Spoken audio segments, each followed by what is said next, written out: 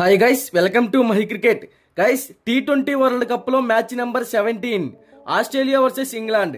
ఈ మ్యాచ్ మనకి జూన్ 8వ తారీఖు రాత్రి 10:30 Kensington Oval Bridgetown Barbados లో జరగబోతుంది. ఈ రెండు టీమ్స్ కి ఈ మ్యాచ్ ఇంపార్టెంట్ మ్యాచ్. ఈ మ్యాచ్ కి సంబంధించిన pitch report, match report, playing 11, all updates గురించి తెలుసుకుందాం. లేట్ చేయకుండా కంటెంట్ లోకి వెళ్ళామంటే కెన్సింగ్టన్ ఓవల్ పిచ్ రిపోర్ట్ గురించి మాట్లాడుకుంటే ఈ పిచ్ అనేది బ్యాటింగ్ కి ఫ్రెండ్లీ పిచ్, అలాగే స్పిన్ బౌలింగ్ కన్నా పేస్ బౌలింగ్ కి అనుకూలంగా ఉంటుంది. ఈ వెన్యూలో ఇప్పటి వరకు టోటల్ గా 30 మ్యాచెస్ జరిగాయి. అందులో ఫస్ట్ బ్యాటింగ్ చేసిన టీం 60% విన్ అయింది, సెకండ్ బ్యాటింగ్ చేసిన టీం 37% విన్ అయింది. సో ఈ వెన్యూలో టాస్ గెలిచిన టీం ముందుగా బ్యాటింగ్ ఎంచుకుంటేనే ఆల్మోస్ట్ విన్ అయ్యే ఛాన్సెస్ క్రియేట్ చేసుకోవచ్చు. ఇక్కడ average first batting score 151 runs, average second batting score 132 runs. అలాగే వెదర్ రిపోర్ట్స్ గురించి మాట్లాడుకుంటే 25% వర్షం పడే ఛాన్సెస్ అయితే కనపడుతున్నాయి. క్లైమేట్ అనేది కొంచెం కూల్ గా అయితే ఉంటుంది.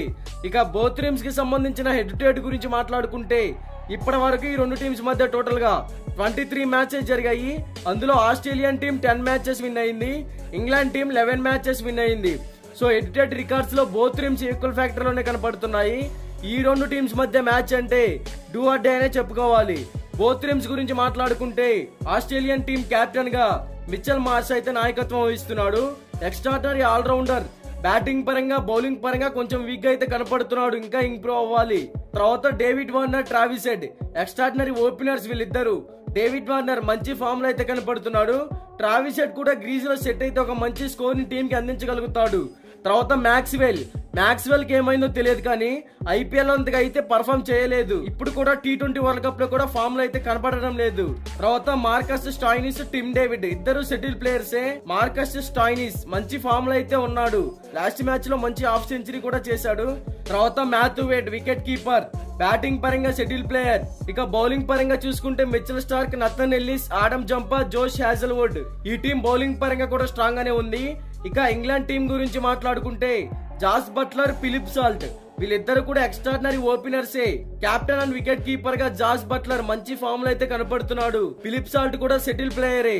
తర్వాత విల్ జాక్స్ మనం ఐపీఎల్ లో చూసే మంచి పర్ఫార్మెన్స్ ఇచ్చాడు ఇంపార్టెంట్ టైమ్ లో ఆర్సీబీ టీం కి.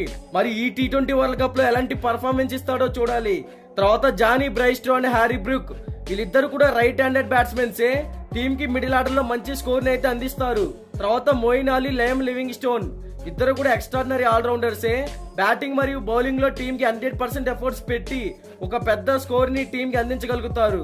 ఇక బౌలింగ్ సైడ్ చూసుకుంటే Chris Jordan, Jofra Archer, Adil Rashid, Mark Wood వీళ్ళ నలుగురు కూడా ఎక్సలెంట్ బౌలర్సే. ఓవరాల్ గా ఈ రెండు టీమ్స్ లో ఆల్మోస్ట్ అందరూ ఎక్స్పీరియన్స్ ఉన్న ప్లేయర్సే కనపడుతున్నారు.